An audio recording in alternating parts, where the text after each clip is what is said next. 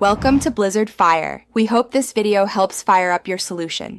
In this video, I will show how to make bubble juice at home, updated.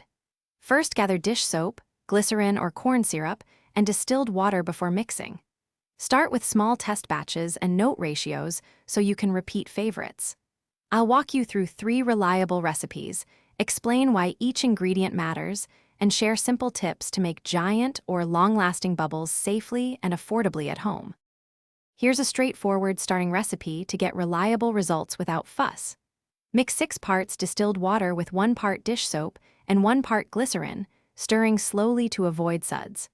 Let the solution settle for at least a few hours for best bubble film formation.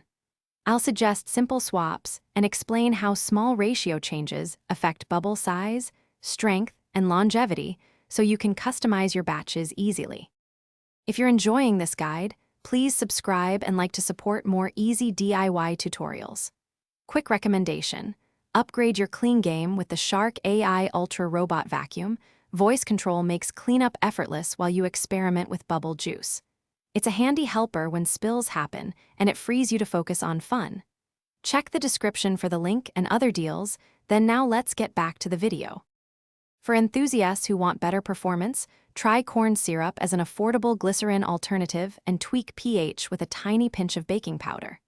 Cooler, humid days usually help bubbles last longer, so plan experiments accordingly. I'll share how to make giant bubble wands, how to reduce popping on rough surfaces, and safe handling tips for kids. These tweaks make a big difference without adding complexity to your routine. Thanks for watching. If you found this helpful, don't forget to like and subscribe.